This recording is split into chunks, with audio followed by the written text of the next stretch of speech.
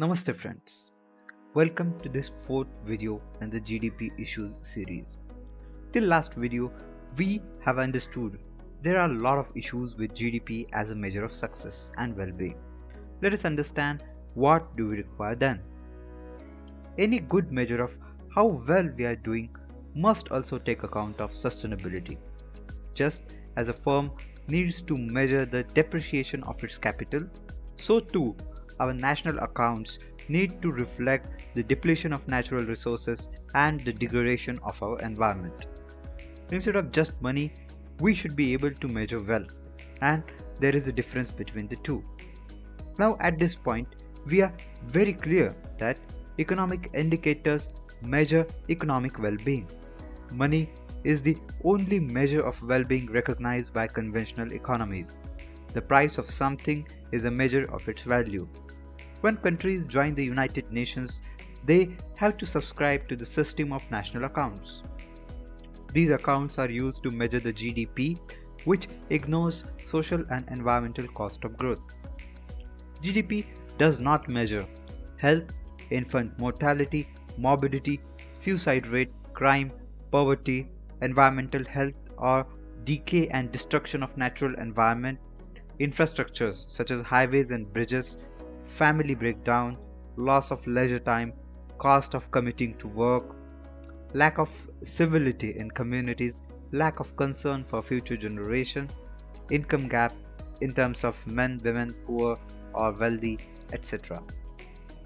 We have very well seen with examples in previous video the criticism of GDP approach. As GDP increases, well-being does not necessarily increase along with it.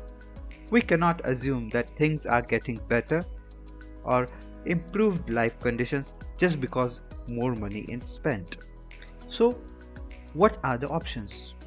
Economists are coming up with excellent ideas for extending the current national accounts. Among them, putting a value on households, making better estimates of quality of improvement in healthcare, and measuring subjective well-being are some. The most frequently mentioned area for improvement is adding a distributional component to our national metrics. Though opinions about the exact method may vary, but these purposes that break out of economic growth by income should be done. So we can observe who prospers when the economy grows. Now we will look at some indexes and indicators. These are to give you an overall idea, and it is not a complete and comprehensive list.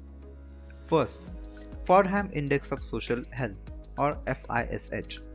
It is also known as the Index of Social Health. The centerpiece of the Institute's work monitors the social well-being of American society. It has been releasing annually by the Institute, formerly the Fordham Institute of Innovation in Social Science, since 1987. It measures 16 socio-economic indicators.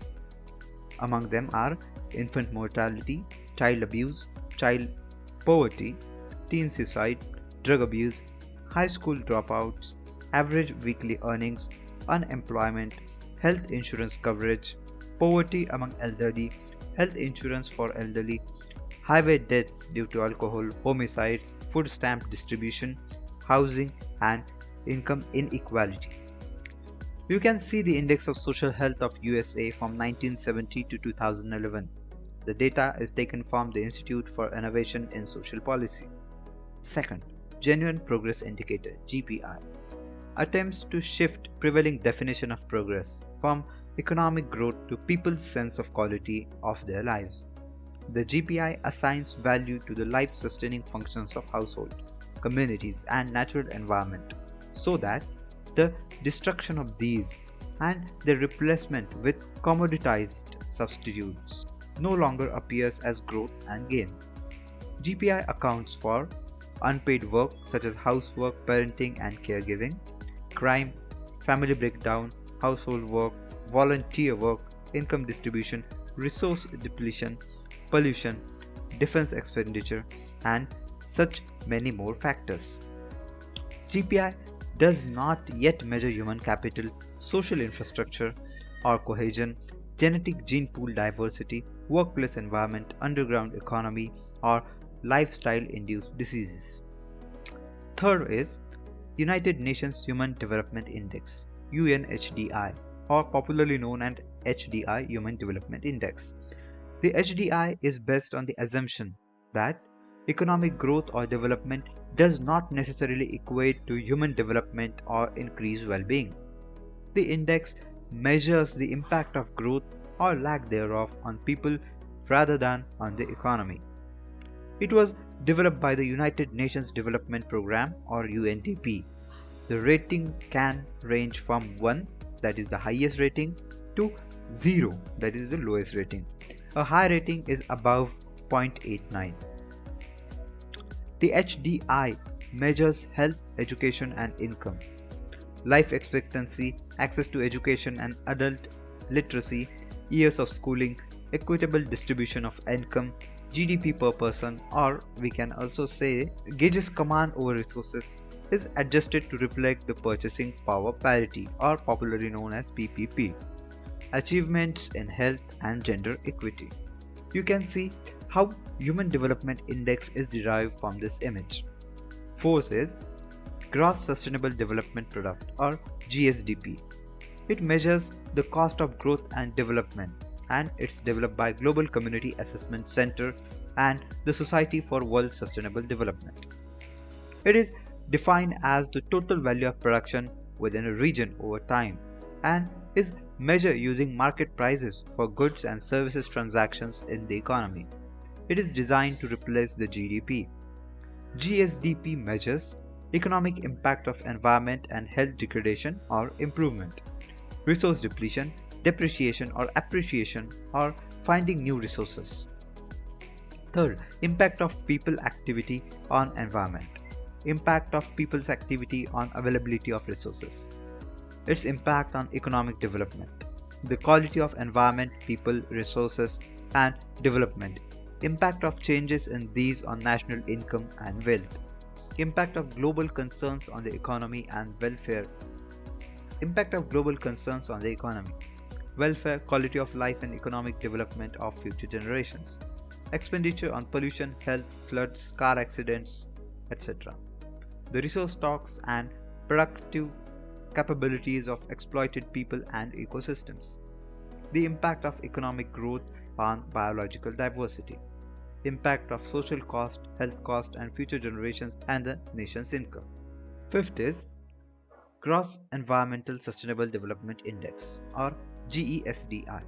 It measures the quality of growth and development over 200 indicators of non-market values, and it is the values other than money are measured organized by 4 areas. First is about people. It includes 111 indicators, and among these are dimensions of social, economic, psychological, physical and spiritual indicators as well as literacy, rights, justice, diversity, community, peace and conflict, legal and political, etc. Second is available resources. These include 11 indicators. Third is environment, which has 41 indicators. Fourth and last is economic development, and it consists of 70 indicators. The sustainability of a variable, the impact or stress created, is comprised of first, the urgency or need to find a solution to the stress in a reasonable period. Second, the geographical context of the impact or stress. Third, the persistence or period of time that the impact will be felt at a significant level. And fourth, the complexity, the number of interactions of impact between the 4 above quality systems. Standards of living is a standard of consumption, not income or wage. It can be defined as a grade or level of subsistence and comfort in everyday life enjoyed by a community, class or individual. Below are the resources which are given in the description that you can go for if you want to dig in detail about this issue. Now, I would like to take some time to thank you for your positive comments and encouragement. So, these are really very wonderful comments that you have given for my videos. Thank you.